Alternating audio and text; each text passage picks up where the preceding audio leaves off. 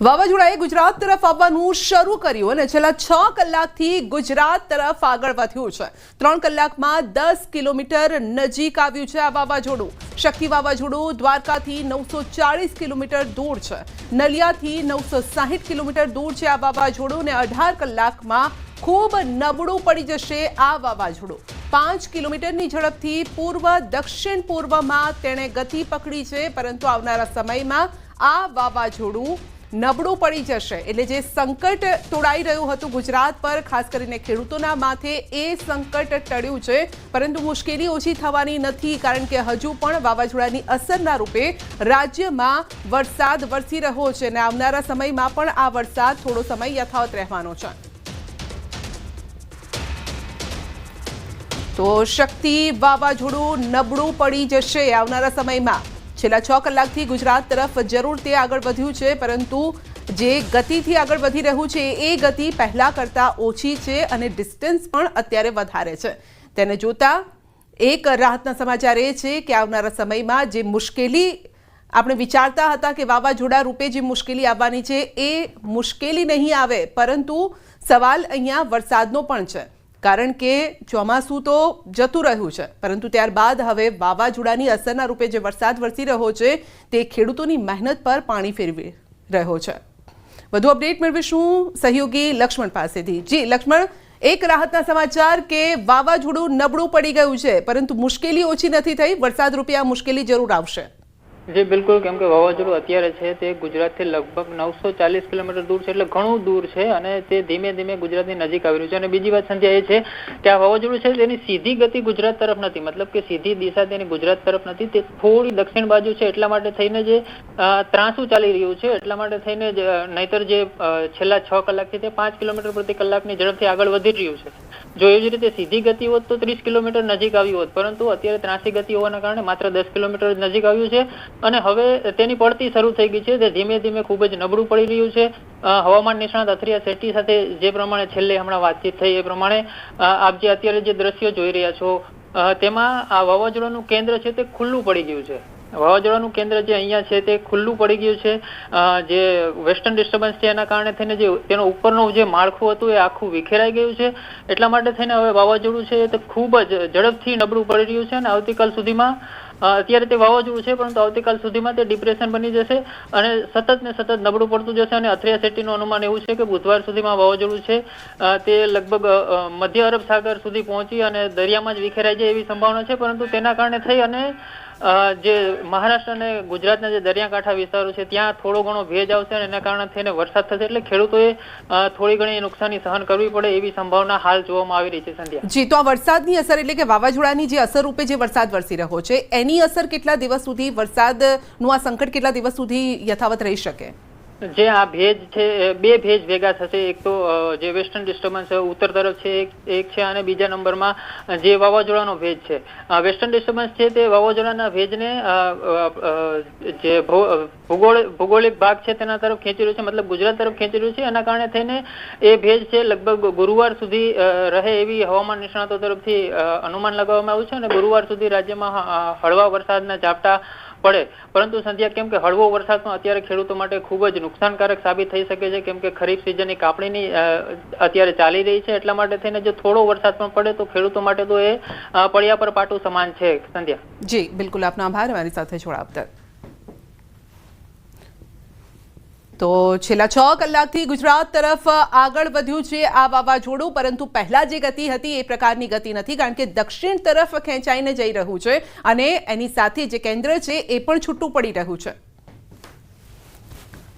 તો વાવાઝોડાને લઈને ખૂબ જ મોટા સમાચાર, વિખેરાઈ ગયું છે શક્તિ વાવાઝોડાનું માળખું। હવામાન નિષ્ણાત અથરિયા શેટ્ટીએ આપી છે જાણકારી। 12 કલાકથી નબળું પડી ગયું છે આ વાવાઝોડું। વેસ્ટર્ન ડિસ્ટર્બન્સના કારણે વાવાઝોડાનો ઉપરનો ભાગ વિખેરાઈ ગયો છે। ઉપરનો ભાગ વિખેરાતા કેન્દ્ર અને વમળ ખુલ્લા પડી ગયા છે। કેન્દ્ર ખુલ્લું પડી ગયું અને જેના કારણે તે નબળું પડી રહ્યું છે। વાવાઝોડું આવતા 24 કલાક પૂર્વ તરફ ગતિ કરશે અને વાવાઝોડું આવતીકાલ સુધીમાં ડિપ્રેશન બની જશે। તો બુધવાર સુધીમાં દરિયામાં વિખેરાઈ જશે આ વાવાઝોડું। વાવાઝોડું ટકરાવવાનો કોઈ ખતરો નથી। બુધવાર સુધીમાં વાવાઝોડાના ભેજથી વરસાદ સંભવ છે। ગુજરાત મહારાષ્ટ્રમાં વરસાદ થઈ શકે છે।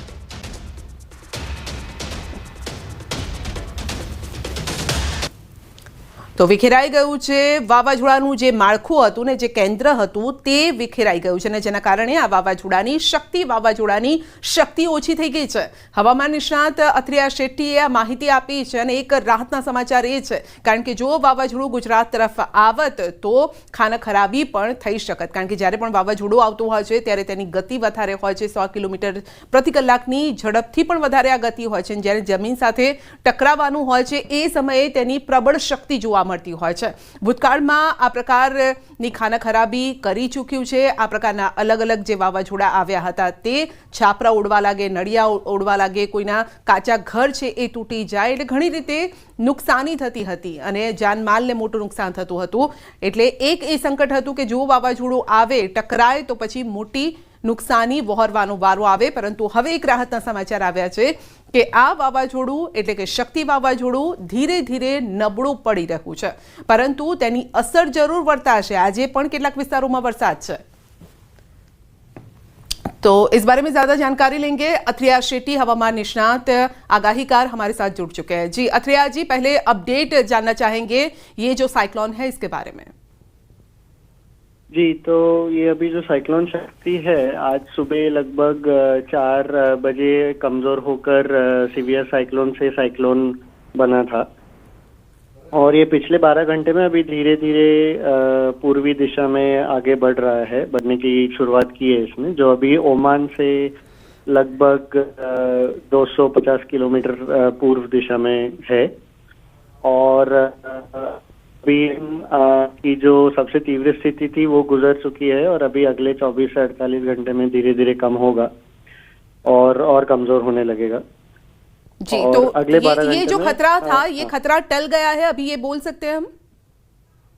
जी जरूर बोल सकते हैं। तो वैसे तो पूर्वी दिशा में जब अभी यू टर्न लेने वाला है तो उसकी संभावना तो थी कि कमजोरी होने वाली है, लेकिन अभी जो अपना जो अनुमान अभी का है तो उसके हिसाब से ऐसे लग रहा है कि अगले 24 से 48 घंटे में कमजोर होते होते पूर्वी दिशा में बढ़ेगा और फिर समुद्र में ही कमजोर होके फिर उधर ही खत्म हो जाएगा। जी शुक्रिया।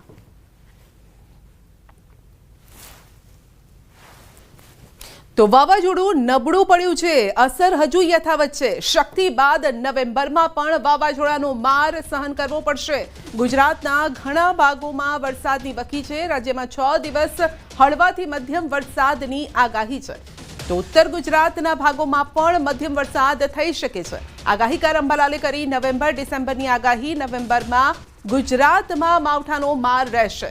નવેમ્બરના પ્રારંભે પણ વાતાવરણમાં પલટો આવશે। નવેમ્બરમાં ખતરનાક વાવાઝોડા બનશે અને 18 નવેમ્બર બાદ બંગાળ ઉપસાગરમાં વાવાઝોડા બનશે।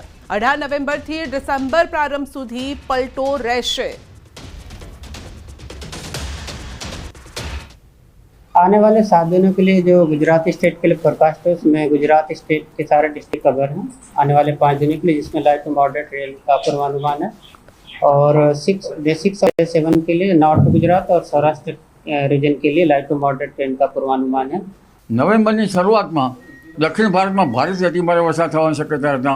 પુનઃ ગુજરાતના હવામાનમાં પલટો આપી શકે અને વાદળવાયુ કે વરસાદની સ્થિતિ ક્યાંક માવઠાની સ્થિતિ થઈ શકે। આ ઉપરાંત 18મી નવેમ્બર બાદ બંગાળ ઉપસાગરમાં ખતરનાક વાવાઝોડા બનવાની શક્યતા રહેશે, જેના કારણે લગભગ 18 નવેમ્બરથી ડિસેમ્બરની શરૂઆત સુધીમાં પુનઃ ગુજરાતનું વાતાવરણ પ્રભાવિત થઈ શકે। તો અમદાવાદના ઘણા ભાગોમાં વરસાદી માહોલ છવાયો છે।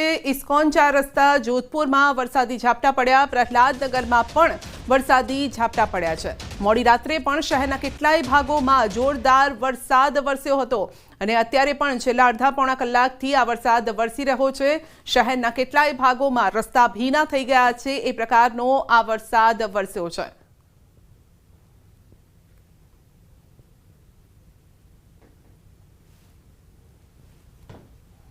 વાવાઝોડાની અસરે અમદાવાદ સહિત વિવિધ જિલ્લામાં વરસાદ છે. મહેસાણા જિલ્લામાં પણ વહેલી સવારથી જ મેઘરાજાએ પધરામણી કરી છે.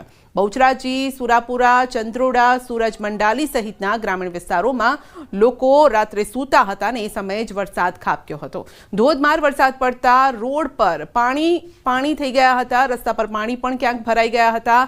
પાટણ શહેર અને ગોલાપુર, માતરવાડી સહિતના ગામડાઓમાં ધોધમાર વરસાદ વરસ્યો છે. અરવલ્લીના માલપુરમાં પણ ધોધમાર વરસાદ વરસ્યો છે અને વહેલી પરોઢે વરસાદે પધરામણી કરી હતી અને જેથી માલપુરના રાજમાર્ગો પર નદી જેવા દ્રશ્યો સર્જાયા હતા.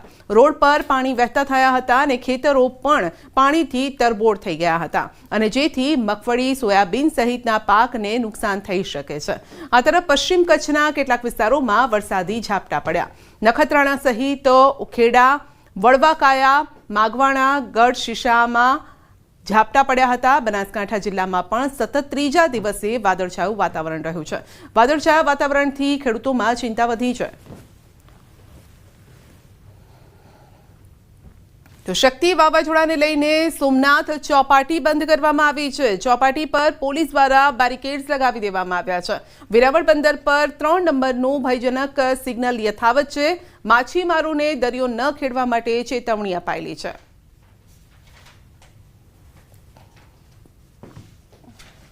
તો શક્તિ વાવાઝોડાને લઈને અલગ અલગ દરિયાકાંઠા પર અલગ અલગ રીતે સુરક્ષા વ્યવસ્થા, ખાસ કરીને સિગ્નલ જે લગાવાયા છે. સ્થાનિક લોકોને પણ દરિયાની નજીક ન જવા માટે સૂચના અપાઈ છે. આ ઉપરાંત માછીમારોને છેલ્લા 3-4 દિવસથી જ દરિયામાં ન જવા માટે સૂચના અપાયેલી છે.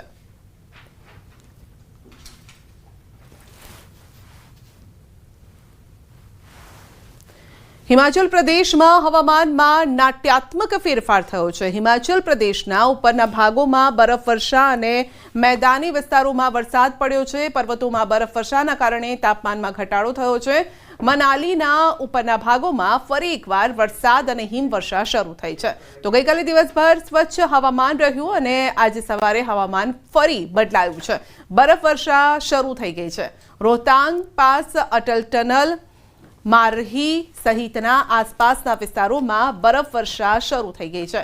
તો લાહોલ ખીણમાં પણ અટલ ટનલ, રોહતાંગ, સિસુ અને કોકસર તેમજ ખીણના જે અન્ય વિસ્તારો છે ત્યાં પણ બરફવર્ષા થઈ રહી છે અને જેના કારણે મુશ્કેલી ક્યાંક, કારણ કે બરફવર્ષા જ્યારે થતી હોય ત્યારે રસ્તા જે હોય છે ત્યાં બરફનું સામ્રાજ્ય હોય છે હિમવર્ષાના કારણે અને જેના કારણે જે વાહન ચાલકો હોય છે તે ખાસ કરીને તેમની મુશ્કેલી વધી જતી હોય છે.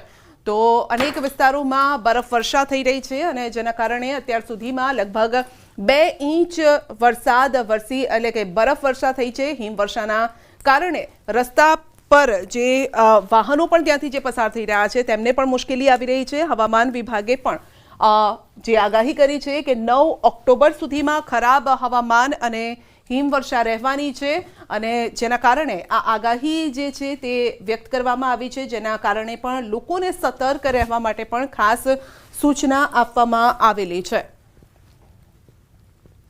આ તરફ કાશ્મીર ખીણની જો વાત કરીએ તો બરફની ચાદરથી ઢંકાઈ ગયું છે કાશ્મીર. 2 દિવસમાં જમ્મુ કાશ્મીરમાં પણ અવિરત હિમવર્ષા થઈ રહી છે. ભારતનું સ્વર્ગ કાશ્મીર હાલ બરફની ચાદરથી ઢંકાઈ ગયું છે.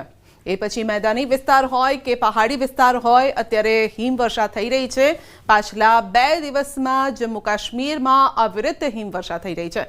વાતાવરણ પલટાઈ ગયું છે. દક્ષિણ કાશ્મીરના સિંથન ટોપ વિસ્તારમાં ભારે હિમવર્ષા.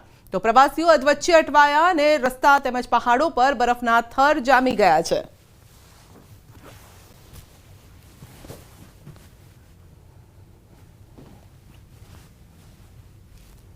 તો જમ્મુ કાશ્મીરમાં હિમવર્ષા શરૂ થઈ છે. બાંદીપુરા જિલ્લાના રઝદાનમાં ભારે હિમવર્ષા.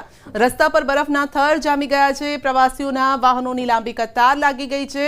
વહીવટીતંત્ર દ્વારા બરફને ખસેડવા માટે સતત કવાયત હાથ ધરવામાં આવી છે, પરંતુ સિઝનનું પહેલી આ હિમવર્ષા છે અને જેના કારણે વાતાવરણ પણ ખુશનુમા બની ગયું છે.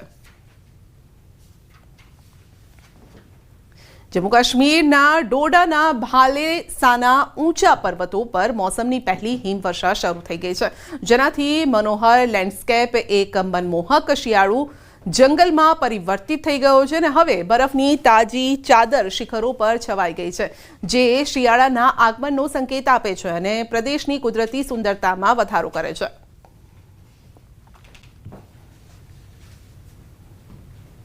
જમ્મુ કાશ્મીરના દ્રાસ અને દારા જોલીલાનમાં પણ પર્વતો પર વર્ષની પહેલી બરફવર્ષા થઈ છે. હવામાન વિભાગે બરફવર્ષા અંગે આગાહી કરી હતી, જે મુજબ ગત રાત્રિએ વર્ષની પહેલી બરફવર્ષા થઈ અને જેના પગલે તાપમાનનો પારો ગગડ્યો છે. તો દારા, જોજીલા, ગુમરી અને ટાઈગર હિલ્સ, ટોલુલાંગ અને દ્રાસની મિશ્કોહ ખીણના ઢોળાવ પર હિમવર્ષા થઈ છે, જ્યારે કે મેદાની વિસ્તારોમાં પણ વરસાદ પડ્યો છે અને દ્રાસથી સોનામાર્ગ સુધીનો રાષ્ટ્રીય ધોરીમાર્ગ ટ્રાફિક માટે ખુલ્લો છે. જમ્મુ અને કાશ્મીરના કિશ્તવાડ જિલ્લાના ચત્રુ વિસ્તારમાં ઝડપથી વહેતા પર્વતીય પ્રવાહમાંથી 300 કિલોગ્રામથી વધુ વજનવાળા ગર્ભવતી કાળા રીંછને બચાવી લેવામાં આવ્યું છે. તો વન્યજીવન સંરક્ષણ વિભાગના અધિકારીઓની આગેવાની હેઠળ બચાવ કામગીરી 48 કલાક ચાલી હતી અને રીંછને બાદમાં તેના કુદરતી નિવાસસ્થાનમાં છોડી દેવામાં આવ્યું. ડાંગર નાળાના તીવ્ર પ્રવાહમાં રીંછ ફસાઈ ગયું હતું તે પ્રકારની જાણકારી મળી, તો લોકોએ વન વિભાગને આ જાણકારી આપી. ફસાયેલા રીંછ જે હતું તે ખૂબ જ મોટું હતું, જેનું વજન 300 કિલોગ્રામથી પણ વધુ હતું અને તે ગર્ભવતી હોવાનું બહાર આવ્યું હતું અને તેથી બચાવકર્તાઓએ તેને કોઈ નુકસાન ન થાય તે માટે ટ્રન્ક્યુલાઇઝરનો ઉપયોગ કર્યા વિના જ કામગીરી પૂર્ણ કરી હતી.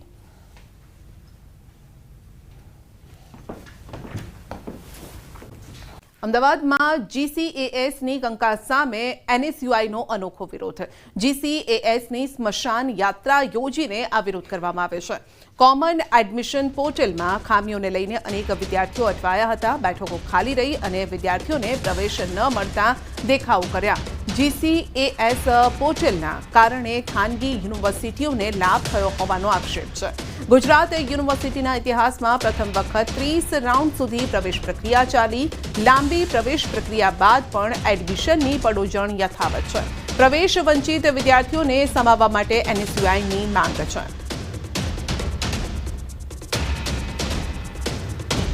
તો અંગે વધુ અપડેટ મેળવીશું. સહયોગી સંજય આપણી સાથે જોડાઈ ગયા છે. જી સંજય, NSUIનો વિરોધ શું માંગ છે તેમની?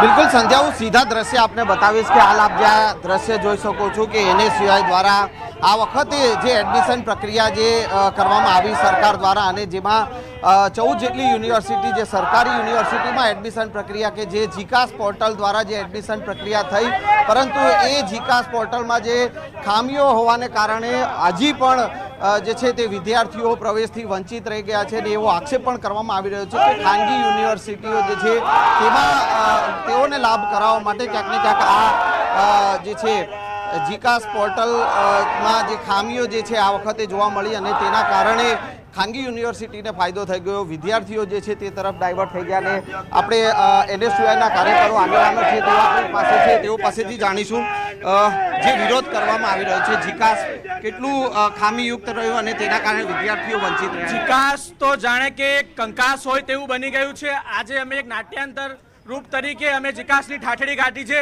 જીકાસની અંદર 35 પ્રવેશ રાઉન્ડ કરવા પડે છે, તેમ છતાં પણ વિદ્યાર્થીઓ પ્રવેશથી વંચિત રહી જાય છે. જીકાસની અંદર અનગિનત ખામીઓ રહી છે, જેના કારણે અત્યારે પ્રાઇવેટ યુનિવર્સિટીઓને ફાયદો પહોંચાડી અને એક સરકારી યુનિવર્સિટીમાં જે ભણતા SC ST OBC વર્ગમાંથી આવતા વિદ્યાર્થીઓ પ્રવેશથી વંચિત રહ્યા છે અને તેમને આખું વર્ષ બગડે તેવું અત્યારે હાલમાં એક વાતાવરણ આ રાજ્ય સરકારે ઊભું કર્યું છે. હવે શું આજે તમે સ્મશાન યાત્રા જે છે તે કાઢી છે, અગાઉ પણ અનેકવાર રજૂઆત કરી ચૂક્યા છે, તેમ છતાં નિરાકરણ આવ્યું? જીકાસ તો જાણે કે પોતાના બાપની પેઢી આ સરકારને સમજી શકી હોય. એ અધિકારીઓ એટલું ના ભૂલશો કે આજે અમે છીએ, કાલે તમારા બાળકો પણ આવશે. આજે તમે IAS છો, કાલે તમે નહીં હોય, તમારો છોકરો પણ IAS હશે, એવું કંઈ નક્કી નહીં. જ્યારે તમારી પાસે તો 2-2.5 લાખ રૂપિયાનો પગાર હોય, તમે પ્રાઇવેટ યુનિવર્સિટીઓમાં ભણી શકો છો, પરંતુ SC ST OBCના મોટા ભાગના જે મધ્યમ વર્ગના પરિવારો છે તે લાખો રૂપિયા આ પ્રાઇવેટ યુનિવર્સિટીની ફીસ નથી ભરી શકતા અને તેમના પાપે આજે ગાંધીનગર કોલેજો પણ ખાલી રહી છે. છે, તેમ છતાં પણ જીકાસમાં એટલી બધી સિસ્ટમની ખામીના કારણે તે વિદ્યાર્થીઓ પ્રવેશથી વંચિત રહી ગયા છે અને તેમને પ્રવેશ આજ દિન સુધી નથી મળ્યો અને ગુજરાત યુનિવર્સિટીની સીટો પણ ખાલી રહી ગઈ છે. બિલકુલ સંધ્યા, જે છે હાલ પોલીસ જે છે તે અહીંયા પહોંચી છે અને જે NSUIના ટોળું જે અહીંયા હતું જેને વેરવિખેર કરવાનો પ્રયાસ કરવામાં આવ્યો છે, પરંતુ એ વાત પણ જે છે કે જે આક્ષેપ કરવામાં આવી રહ્યો છે કે જીકાસ પોર્ટલ આ વખતે જે ખામીયુક્ત રહ્યું છે અને તેના કારણે અનેક એવા વિદ્યાર્થીઓ જે છે કે તેઓ પ્રવેશથી વંચિત રહ્યા છે અને હવે અગાઉ અનેકવાર જે છે તે ઓફલાઈન એડમિશન પ્રોસેસ કરવામાં આવે તેવી પણ માંગ કરવામાં આવી ચૂકી છે, તેમ છતાં પણ એ ઓફલાઈન એડમિશન પ્રોસેસ થયું નહીં અને આખરે વિદ્યાર્થીઓ જે છે કે તેઓ ક્યાંક ને ક્યાંક જે છે તે સરકારી યુનિવર્સિટીમાં કોલેજોમાં જે છે તે પ્રવેશથી વંચિત રહી ગયા અને તેના કારણે જ આખરે આજે NSUI દ્વારા આજે જે જીકાસની જે સ્મશાન યાત્રા જે છે ગુજરાત યુનિવર્સિટીમાં કાઢવામાં આવી અને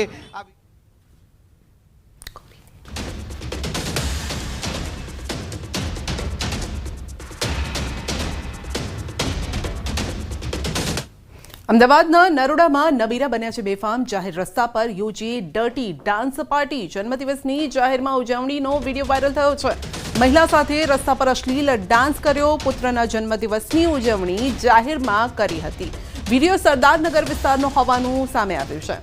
વિડીયો વાયરલ થતાં પોલીસે ફરિયાદ નોંધવાની તજવીજ પણ હાથ ધરી છે. તો જાહેરમાં ઉજવણી કરવામાં આવી હતી. આ સાથે જ મહિલા સાથે અશ્લીલ ડાન્સ પણ કરવામાં આવ્યો હતો. વિડીયો અમદાવાદના સરદારનગરનો હોવાનું સામે આવ્યું છે. તો દીકરાની પાર્ટી જે હતી, જન્મદિવસની પાર્ટી કંઈક આ રીતે ઉજવવામાં આવી હતી અને અશ્લીલ ડાન્સ કરવામાં આવ્યો હતો. જાહેરમાં રસ્તા પર આ રીતે ડાન્સ પાર્ટી યોજવામાં આવી હતી, જેને લઈને આસપાસના રહીશોમાં પણ રોષ વ્યાપ્યો હતો. તો જન્મદિવસની જાહેરમાં ઉજવણી, જેનો વિડીયો સામે આવ્યો છે અને ઉજવણી કરતા ડાન્સ પાર્ટી આ વધારે લાગી રહી છે.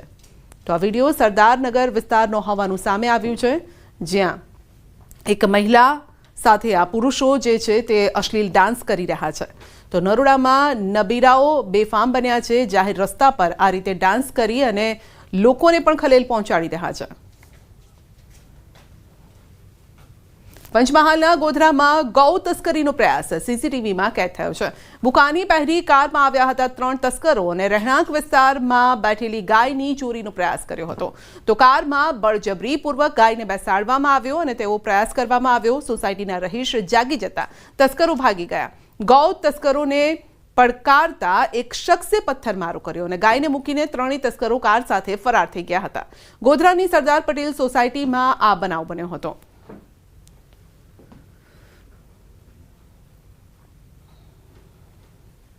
રસ્તે રખડતા પશુઓનો ત્રાસ યથાવત છે. રાધનપુરમાં રખડતા આખલાએ મચાવ્યો છે આતંક. 2 આખલા સોસાયટીમાં બાખડ્યા હતા. રાહદારીઓ અને સ્થાનિકોના જીવ તાળવે ચોંટ્યા હતા. પાલિકા દ્વારા સત્વરે રખડતા આખલાઓને પાંજરે પૂરવાની જરૂર છે. તે પ્રકારની માંગ ઘણા સમયથી કરવામાં આવી રહી છે, કારણ કે આ પ્રકારના આખલા લોકોના જીવ માટે જોખમરૂપ બન્યા છે.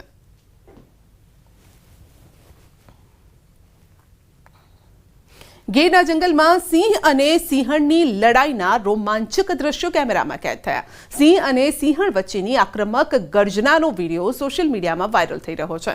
તો આ વિડીયો રાજ્યસભાના સાંસદ પરિમલ નાથવાણીએ પોતાના સોશિયલ મીડિયા અકાઉન્ટ પર પોસ્ટ કર્યો છે, જેમાં જોઈ શકો છો કે જંગલના રાજા જ સામસામે આવી ગયા અને બંનેની આ લડાઈ જે છે તે જોવા મળી છે.